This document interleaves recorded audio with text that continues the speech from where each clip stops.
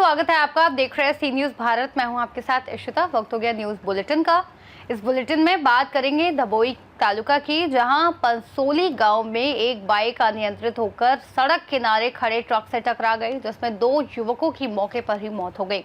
साथ ही बताएंगे कैसे छत्तीसगढ़ के अहिवारा में नवीन उप पंजीयक कार्यालय का उद्घाटन हुआ, जिससे 56 गांव और नगर पालिका परिषद के वार्डों के लोगों की रजिस्ट्री सुविधा में आसानी होगी। ऐसी ही तमाम खबरों पे करेंगे विस्तार से बात।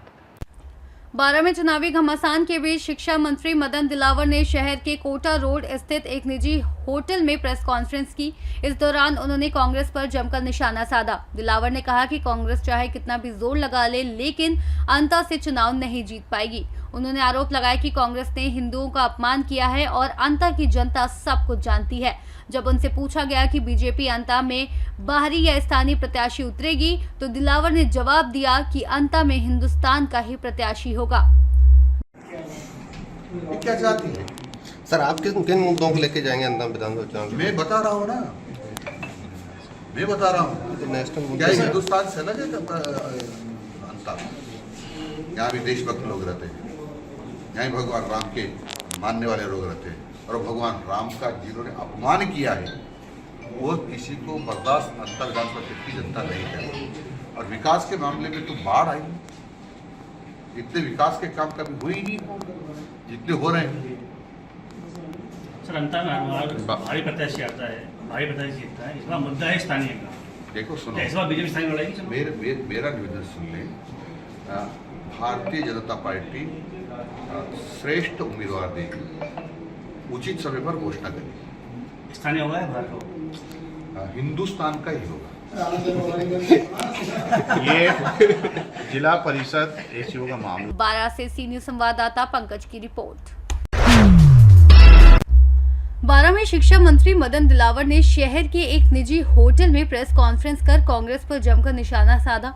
उन्होंने कहा कि कांग्रेस के प्रदेश अध्यक्ष गोविंद सिंह डोटासरा उनके परम मित्र हैं, लेकिन उनकी रग रग में बेईमानी भरी है। दिलावर ने कहा कि वे एक सामाजिक प्राणी हैं और सभी से दोस्ती निभाना उनका स्वभाव है। साथ ही उन्होंने कांग्रेस पर भ्रष्टाचार और जनता को गुमराह करने के आरोप लगाए।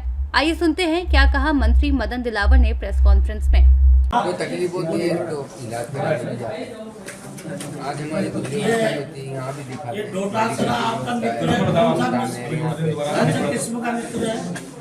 देखो, बेईमान तो है, बेईमान तो है ही। मेरा मित्र परम मित्र डोटासरा जी, उनका हम सम्मान करते हैं। पूर्व शिक्षा मंत्री हैं और कांग्रेस के प्रदेश अध्यक्ष हैं, लेकिन बेईमानी उनके रोम रोम में है। बेईमान मित्र है। हाँ, बेईमान मित्र। कौन बेईमान है? मतलब बेईमान से दोस्ती आदमी, बेईमान से दोस्ती है। देखो, मुझे सबसे दोस्ती रखनी पड़ती है। मैं सामाजिक प्राणी हूँ, आपसे भी है, आपके से भी हूँ। अब तो भाई बेईमान से दोस्ती, बेईमान से नहीं निकलता। 12 से सी न्यूज संवाददाता पंकज राठौड़ की रिपोर्ट। दबोई रेलवे स्टेशन पर 9 महीने से निर्माणाधीन फुट ओवर ब्रिज का काम बहुत धीमी गति से चल रहा था, जिससे यात्रियों और स्थानीय लोगों को भारी परेशानी हो रही थी। लंबी दूरी और अधूरी संरचना के कारण यात्रियों को ट्रेन पकड़ने में कठिनाई होती थी और कई बार ट्रेन उनके सामने ही छूट जाती थी। विशेष रूप से बुजुर्ग, विकलांग और भारी सामान वाले यात्रियों के लिए यह स्थिति बेहद कष्टदायक थी। मीडिया में रिपोर्ट प्रकाशित होने के बाद रेलवे प्रशासन ने तुरंत कार्य शुरू किया और फुट ओवर ब्रिज के लिए आवश्यक कई खंभे तुरंत खड़े कर दिए। स्टेशन पर अब निर्माण तेजी से चल रहा है, जिसमें लंबे समय से परेशान यात्रियों, स्थानीय लोगों में राहत और खुशी की लहर दौड़ गई है। लोग उम्मीद कर रहे हैं कि अधिकारी इस गति को बनाए रखेंगे और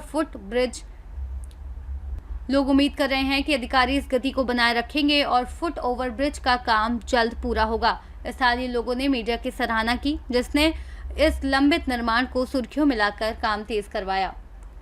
दबोई से सी न्यूज संवाददाता लाल भाई बटियारा की रिपोर्ट। दबोई तालुका के पंसोली गांव के पास देर रात एक गंभीर सड़क हादसा हुआ, जिसमें बाइक सवार 2 युवकों की मौके पर ही मौत हो गई। बाइक पूरी गति से आकर सड़क किनारे खड़े ट्रक के पिछले हिस्से से टकरा गई। ट्रक बोडेली से डीसा मक्का लेकर जा रहा था। मृतक सुनील भाई, गिरीश भाई नायक और रंगित भाई इंदू भाई राठवा छोटा उदयपुर जिले के पविजेतपुर तालुका के कवार गांव के निवासी हैं। हादसा इतना भयानक हुआ था कि दोनों युवक गंभीर रूप से घायल हो गए और उनका तुरंत कोई इलाज संभव नहीं हो सका। दुर्घटना की सूचना मिलते ही धबोई पुलिस का काफिला मौके पर पहुंचा। पुलिस ने शवों को कब्जे में लेकर पोस्टमार्टम के लिए धबोई रेफरल अस्पताल भेजा। घटना के बाद स्थानीय लोग आक्रोशित हुए और सड़क पर जमा हो गए, लेकिन पुलिस और ग्रामीणों के प्रयास से स्थिति का नियंत्रण किया गया। पुलिस ने ट्रक चालक के खिलाफ मामला दर्ज कर जांच शुरू कर दी है और मृतकों के परिजनों को हर संभव मदद का भरोसा दिया गया है। बड़ौदा से सी न्यूज संवाददाता लाल भाई भटियारा की रिपोर्ट। स्वास्थ्य शाखा छोटा उदयपुर एवं आयुर्वेद शाखा छोटा उदयपुर द्वारा स्वस्थ नारी सशक्त परिवार सेवा पखवाड़ा के अंतर्गत एक व्यापक निदान एवं उपचार शिविर का आयोजन किया गया। इस अवसर पर जिला पंचायत कार्यकारिणी समिति के अध्यक्ष शर्मिला बेन राठवा, पूर्व विधायक शंकर भाई राठवा, पूर्व तालुका पंचायत अध्यक्ष रमेश भाई राठवा, सुरेश खेड़ा सरपंच एवं तालुका भाजपा अध्यक्ष रसिक भाई राठवा, पूर्व तालुका भाजपा अध्यक्ष कालू भाई नायका सहित अन्य गणमान्य व्यक्ति उपस्थित रहे। कार्यक्रम में उपस्थित लोगों ने स्वास्थ्य सेवाओं और जागरूकता के महत्व पर विस्तृत जानकारी प्रदान की। शिविर में मुख्य जिला स्वास्थ्य अधिकारी डॉक्टर पॉल वसावा, जिला क्षय रोग अधिकारी डॉक्टर BM चौहान, जिला आयुर्वेद अधिकारी डॉक्टर पारुल वसावा, तालुका स्वास्थ्य अधिकारी डॉक्टर मनहर राठवा, जिला अस्पताल की फिजिशियन डॉक्टर अंजना राठवा और धीरज अस्पताल बागोडिया की विशेषज्ञ टीम मौजूद रही। शिविर में उपस्थित लाभार्थियों को विभिन्न रोगों का निदान एवं उपचार प्रदान किया गया। कार्यक्रम के अंत में प्राथमिक स्वास्थ्य केंद्र रंगपुर सढाली के डॉक्टर जयेश राठवा ने सभी का आभार व्यक्त किया। સ્વસ્થ નારી સશક્ત પરિવાર અને વિકાસ સપ્તાહ અંતર્ગત સર્વરોગ નિદાન કેમ્પનું આયોજન જનરલ હોસ્પિટલ છોટાઉદેપુર ખાતે આજ રોજ આરોગ્ય શાખા અને આયુર્વેદિક શાખા જિલ્લા પંચાયત છોટાઉદેપુર તરફથી તથા વહીવટી તંત્ર છોટાઉદેપુર જિલ્લા પંચાયત તરફથી આયોજન કરવામાં આવ્યું હતું, જેમાં આપણે NCD જેવા કે ડાયાબિટીસ, હાઇપરટેન્શન, કેન્સર અને PNC સગર્ભા માતાઓનું ચેકઅપ, એમાં તમામ પ્રકારના લેબ ટેસ્ટ અને અંતરિયાળ વિસ્તાર છોટાઉદેપુર જે આદિવાસી જિલ્લો છે એમાં સિકલ સેલનું પ્રમાણ પણ વધારે જોવા મળે છે, તો એના માટે પણ સિકલ સેલનું ટેસ્ટિંગ અહીં જનરલ હોસ્પિટલ છોટાઉદેપુર માટે કરવામાં આવશે તથા માનનીય પ્રધાનમંત્રી નરેન્દ્રભાઈ મોદીનું જે સપનું છે કે આપણે જે ટીબી મુક્ત ભારત અભિયાન એ ટીબી માટે ચલાવી રહ્યા છે, તો એનું પણ અહીં આપણે ટીબીનું સ્પુટમ એટલે કે ગળફો અને એક્સરે દ્વારા ટીબીનું નિદાન કરવામાં આવશે। સાથે સાથે આ તમામ બીમારીઓની સારવાર અહીં જનરલ હોસ્પિટલ છોટાઉદેપુર માટે ખાતે કરવામાં આવી રહ્યું છે। અને આ જ અંતર્ગત આપણા છોટાઉદેપુર તાલુકામાં 2 કેમ્પ થઈ ગયા છે। એક આપણે સર્વરોગ નિદાન કેમ્પ દેવહાટ પ્રાથમિક આરોગ્ય કેન્દ્રમાં થયો છે, ત્યાં અંદાજિત 700 જેટલા લાભાર્થીઓએ લાભ લીધો છે। એ જ રીતના ગઈકાલે તારીખ 9/10/2025ના રોજ સામૂહિક આરોગ્ય કેન્દ્ર જોજ ખાતે આ સર્વરોગ નિદાન કેમ્પનું સફળતાપૂર્વક આયોજન કરવામાં આવ્યું, જેમાં અંદાજિત 400 થી 450 જેટલા તમામ પ્રકારના દર્દીઓએ લાભ લીધો અને સફળતાપૂર્વક એમને સારવાર આપવામાં આવી। આ જ રીતના અમારા છોટાઉદેપુર તાલુકામાં સારી રીતના સર્વરોગ નિદાન કેમ્પનું સફળતાપૂર્વક આયોજન કરવામાં આવ્યું। Taluka health officer Chhota Udaipur doctor Manhar Rathwa. Chhota Udaipur से सी न्यूज संवाददाता अर्जुन की रिपोर्ट। वित्त, वाणिज्य कर, आवास एवं पर्यावरण मंत्री ओपी चौधरी ने आज अहिवारा में नवीन उप पंजीयक कार्यालय का शुभारंभ किया। इस अवसर पर स्कूल शिक्षा मंत्री गजेंद्र यादव, सांसद विजय बघेल, विधायक डोमन लाल कोरसेवाड़ा और अन्य जनप्रतिनिधि व अधिकारी उपस्थित रहे। मंत्री चौधरी ने बताया कि रजिस्ट्री प्रक्रिया अब आधुनिक और सुगम हो गई है। सुगम ऐप के माध्यम से ई स्टैंप और पेपरलेस तरीके से रजिस्ट्री संभव होगी। अहिवारा में नया कार्यालय शुरू होने से क्षेत्र के 56 गांव और नगर पालिका परिषद के सभी वार्डों के लोगों को अब रजिस्ट्री के लिए दूर नहीं जाना पड़ेगा। जिससे समय और संसाधन दोनों की बचत होगी। उन्होंने 1 वर्ष के भीतर इस आदर्श पंजीयन कार्यालय बनाने का भरोसा दिलाया। कलेक्टर अभिजीत सिंह ने बताया कि इस कार्यालय से हजारों लोगों को प्रत्यक्ष लाभ मिलेगा। क्षेत्रीय विधायक और ग्रामीण प्रतिनिधियों ने इस दीपावली उपहार बताते हुए खुशी जताई। क्षेत्रीय विधायक और ग्रामीण प्रतिनिधियों ने इसे दीपावली का उपहार बताते हुए खुशी जताई। यहाँ पर उप पंजीयन कार्यालय का लोकार्पण और क्या कुछ मांग भी रही लोगों की? यहाँ पर आज उप पंजीयक कार्यालय का अहिवारा में सुखद उद्घाटन किया गया है। कार्य अभी चालू किया जा रहा है। टेम्परेरी बिल्डिंग में टेम्परेरी व्यवस्था करके यहाँ पर पंजीयन का काम प्रारंभ किया जा रहा है और आने वाले 1-1.5 साल के भीतर पंजीयन का कार्यालय बनाकर एक आदर्श पंजीयन कार्यालय की स्थापना करने का काम आने वाले समय में भी किया जाएगा। पंजीयन का काम अभी टेम्परेरी तौर पर यहाँ चालू किया गया है। पंजीयन में बहुत सारे रिफॉर्म्स किए गए हैं ताकि और लोगों को सुविधा मिल सके। हमारी सरकार आदरणीय मुख्यमंत्री विष्णुदेव साय जी के नेतृत्व में लगातार गुड गवर्नेंस के लिए काम कर रही है और आने वाले समय में और अच्छे स्टेप्स लगातार लिए जाते रहेंगे। वित्त मंत्री जी, निश्चित तौर से हमारी विष्णुदेव की सरकार की दूरगामी सोच और माननीय राजमोहन डोमरलाल कुर्सेवाड़ा जी के अथक प्रयास से पूरे 57 गांव के जो हमारे किसान वर्ग है उन लोगों को खरीदी बिक्री में काफी आसान सुविधा मिलेगा और निश्चित तौर से क्षेत्र के लिए और 57 गांव के लिए गौरवशाली विषय है। इसके लिए ना तो दुर्ग भिलाई जाना पड़ेगा ना ही धमधा जाना पड़ेगा। 57 गाँव के सारे काम जो है रजिस्ट्री और जमीन से संबंधित वो अहिवारा में अब संपादित होगा। ये हम सब के लिए गौरव का बात है। इसका क्रेडिट माननीय वित्त मंत्री जी भी कहा है कि राजमोहन डोमरलाल कुर्सेवाड़ा जी इसके लिए लगातार जो है 2 वर्षों से लगे थे। निश्चित ही एक बहुत बड़ा सौगात अहिवारा नगर के लोगों के लिए, अहिवारा के आसपास के 57 गांव के लोगों के लिए, जो इस क्षेत्र की जनता जो है रजिस्ट्री कराने के लिए धमधा दुर्ग भिलाई 3 जाती थी, अब उनको वहां पर जाने की जरूरत नहीं पड़ेगा। अहिवारा में ही रजिस्ट्री कार्यालय का आज प्रारंभ आदरणीय ओपी चौधरी जी के माध्यम से हुआ है और इसके लिए हमारे क्षेत्र के लोकप्रिय विधायक आदरणीय डोमरलाल कुर्सेवाड़ा जी का तक प्रयास रहा। उन्होंने वित्त मंत्री जी से आग्रह किया कि एक अहिवारा में उप पंजीयक कार्यालय यहाँ पर खोले और उन्हें सहमति जताकर बजट में शामिल करके आज 10 तारीख को अहिवारा नगर के इतिहास में एक बहुत बड़ा सौगात आदरणीय ओपी चौधरी जी के माध्यम से हमको मिला है और बहुत ही गरिमा उपस्थिति रही हमारे शिक्षा मंत्री गजेंद्र यादव जी का, हमारे सांसद विजय बघेल जी का और हमारे तमाम यहाँ के क्षेत्र के नेता यहाँ पर थे।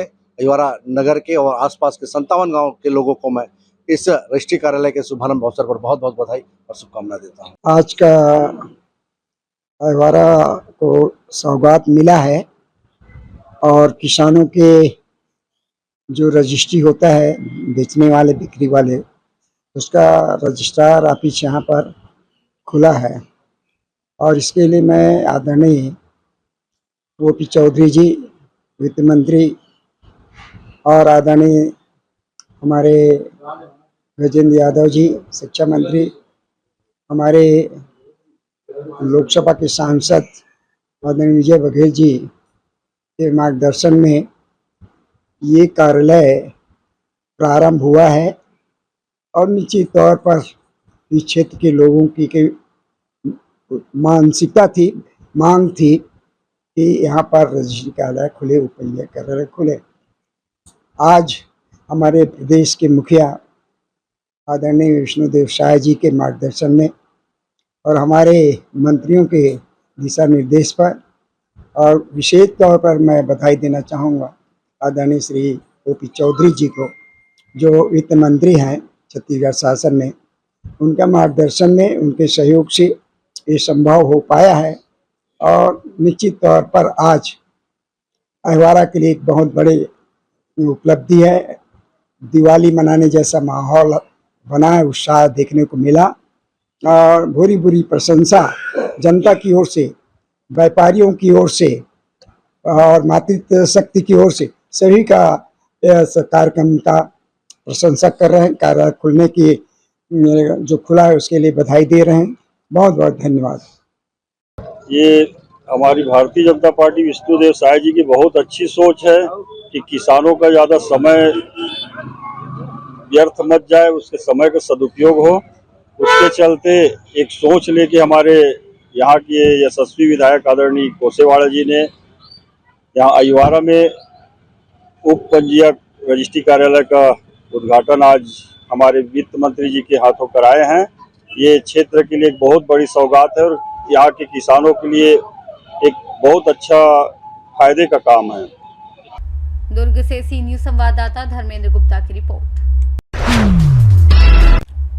एटीएस ने ऑपरेशन स्क्वायर पिरामिड के तहत राजस्थान के भारतीय खाद्य निगम गोदामों में फर्जी पूर्व सैनिकों के नाम पर सुरक्षा गार्डों की नियुक्ति का भांडाफोड़ किया।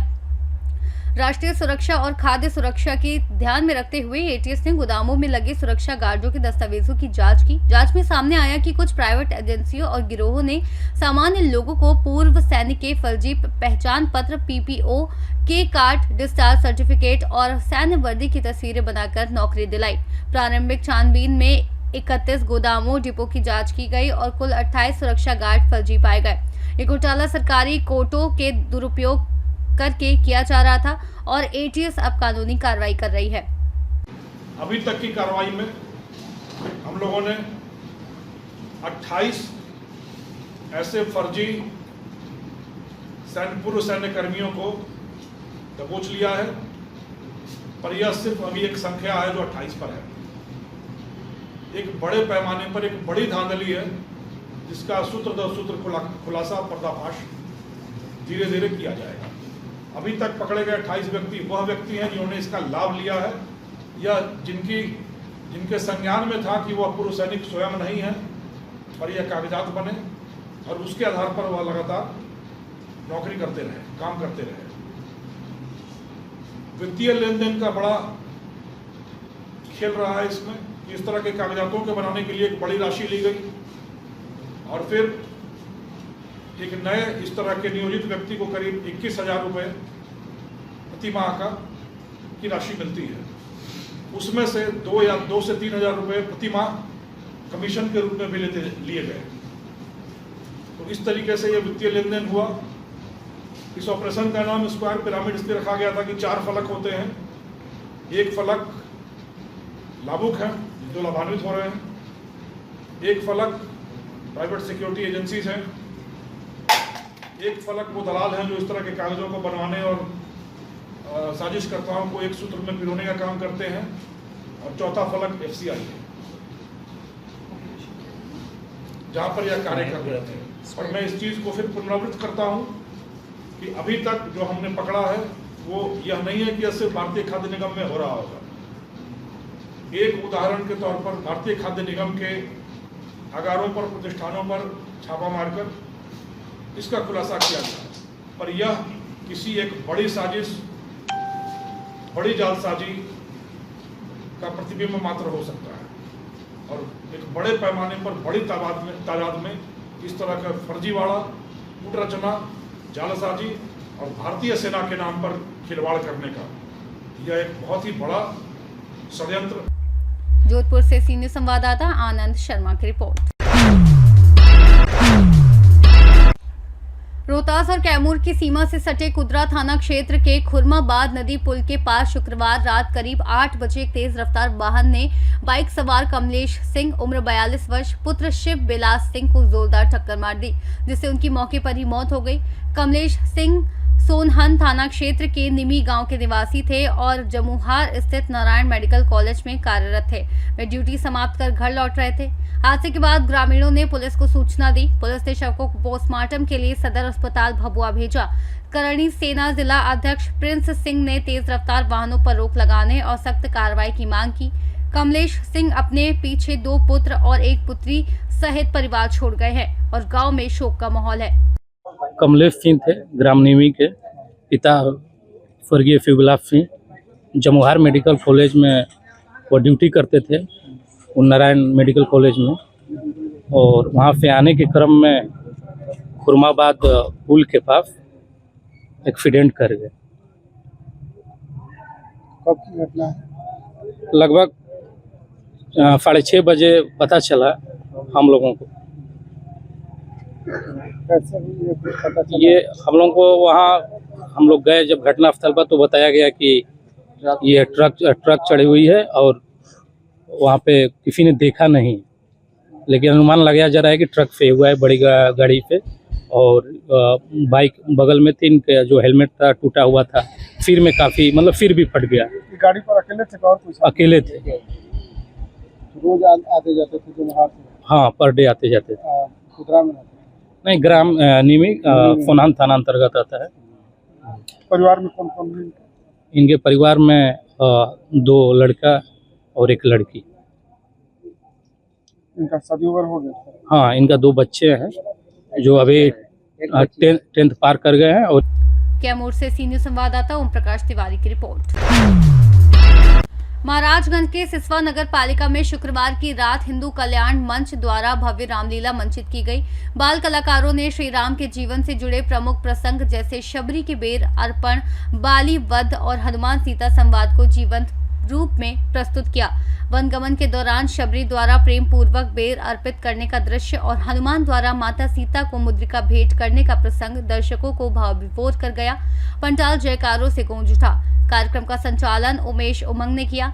मौके पर नगर पालिका अध्यक्ष प्रतिनिधि गिरिजेश जायसवाल, अधिवक्ता मनोज केसरी, पूनम प्रभा सोनी, रोशनी केशरी, प्रमोद मधेशिया, विकास जायसवाल, अंकित लाट और रवि राज जायसवाल सहित नगर के कई गणमान्य लोग उपस्थित रहे। महाराजगंज से सीनियर संवाददाता मनीष की रिपोर्ट। पाकुड़ के हिरणपुर थाना क्षेत्र में शनिवार को बिंदाडीह गांव के समीप एक दर्दनाक सड़क हादसा हुआ, जिसमें सकल बेसरा 55 वर्ष उम्र की मौके पर ही मौत हो गई। शहर ग्राम से हिरणपुर की ओर जा रहे ट्रेलर, जिसमें पत्थर लदा था, अनियंत्रित होकर सड़क किनारे एक कच्चे मकान में घुस गया। सकल बेसरा मवेशियों की देखभाल के लिए सोया हुआ था और ट्रेलर के मलबे से दबने से उसकी मौत हो गई। घटना के बाद आक्रोशित ग्रामीणों ने सड़क जाम कर दिया। सूचना पाकर बीडीओ टुडू दिलीप, सीओ मनोज कुमार और थाना प्रभारी रंजन कुमार सिंह सहित पुलिस बल मौके पर पहुंचे। समाज सेवी मोहनलाल भगत और अन्य के हस्तक्षेप से ग्रामीण शांत हुए और प्रशासन ने मुआवजे का भरोसा दिलाया। पुलिस ने शव को पोस्टमार्टम के लिए भेज दिया। पाकुड़ से सीनियर संवाददाता सुनील की रिपोर्ट। पुलिस अधीक्षक चिरंजीव नाथ सिन्हा के निर्देशन और क्षेत्राधिकारी सादाबाद के पर्यवेक्षण में थाना Mursan police, anti theft team और मिशन शक्ति टीम ने 24 घंटे के भीतर लूट के उद्देश्य से घर में घुसने और फायरिंग की घटना का सफल अनावरण किया। मुख्य आरोपी ओमवीर उर्फ सोनू को पुलिस मुठभेड़ में घायल अवस्था में गिरफ्तार किया गया, जबकि सह आरोपी देवा को कॉम्बिंग के दौरान पकड़ा गया। पुलिस ने आरोपी के कब्जे से एक मोटरसाइकिल, 2 तमंचा 315 बोर, 2 जिंदा व 1 खोखा कारतूस बरामद किया। वादी अमित कुमार अग्रवाल निवासी मुरसान की तहरीर पर दिनांक 9 अक्टूबर 2025 को सुबह लगभग 10:15 पर 2 बदमाश लूट के इरादे से उनके घर में घुसे और पत्नी व मां पर तमंचा तान दिया। शोर मचाने पर कर्मचारी मौके पर पहुंचे, जिस पर बदमाशों ने फायरिंग कर भागने का प्रयास किया। आरोपी ओमवीर को देवावादी को पहले से जानते थे और घर में भारी नकदी होने की जानकारी थी। उन्होंने पहले घर और दुकान की रैकी की और फिर घटना को अंजाम दिया। पुलिस ने त्वरित कार्रवाई करते हुए दोनों आरोपियों को गिरफ्तार कर संगठित अपराध को नाकाम कर दिया। दिनांक 9 अक्टूबर को थाना मुरसान के कस्बा वैश्यान बरखंडी महादेव के श्री अमित अग्रवाल के घर में 2 अज्ञात बदमाश लूट की नीयत से घुसे थे और शोर शराबा होने के बाद ये भागे वहां से और इनके कर्मचारी ने इसका पीछा किया तो उस पर जान से मारने की नीयत से उस पर फायर किया गया था। इस सूचना को तत्काल दर्ज कर पुलिस अधीक्षक महोदय द्वारा इस घटना का अनावरण किए जाने हेतु एंटी थेफ्ट टीम और थाना मुरसान की टीम को लगाया गया था। इसमें सर्विलांस टीम को भी लगाया गया था। इस सीसीटीवी फुटेज के देखने के बाद और अन्य सूत्रों से 2 अभियुक्तों के नाम प्रकाश में आए थे। देवा और सोनू ओमवीर जो कि बढ़ान कला थाना इगलास के रहने वाले हैं, इनका नाम प्रकाश में आया था। और आज थाना प्रभारी मुरसान द्वारा सुसायन की तरफ जो है चेकिंग की जा रही थी तो मुखबिर खास से सूचना मिली कि 2 बदमाश जो कि इस घटना से चिन्हित हुए हैं वो कलेक्ट्रेट के पास देखे गए हैं। थाना प्रभारी द्वारा तत्काल जो है अपनी मिशन शक्ति टीम को एक्टिवेट करते हुए कलेक्ट्रेट से सुसायन की तरफ आने के लिए कहा गया और थाना प्रभारी की टीम जैसे ही कलेक्ट्रेट की तरफ बढ़ रही थी तो 2 बदमाश तेजी से मोटरसाइकिल से आते हुए दिखाई दिए। उनको इंटरसेप्ट करने की कोशिश की गई। उन्होंने वापस मोड़कर भागने का प्रयास किया, मोटरसाइकिल वहीं स्लिप कर गई और उन्होंने पुलिस पार्टी पे घिरता हुआ देख के पुलिस पार्टी पे जान से मारने की नीयत से फायर किया। पुलिस बल द्वारा आत्मरक्षार्थ फायर किए जाने में एक बदमाश सोनू उर्फ ओमवीर को गोली लगी है और इसके कब्जे से एक तमंचा और एक कारतूस, एक खोखा कारतूस बरामद हुआ है। दूसरे बदमाश देवा के पास से एक तमंचा, एक कारतूस बरामद हुआ है और इनके पास से एक मोटरसाइकिल बरामद हुई है। घायल बदमाश को उपचार हेतु बागला चिकित्सालय रवाना किया गया है।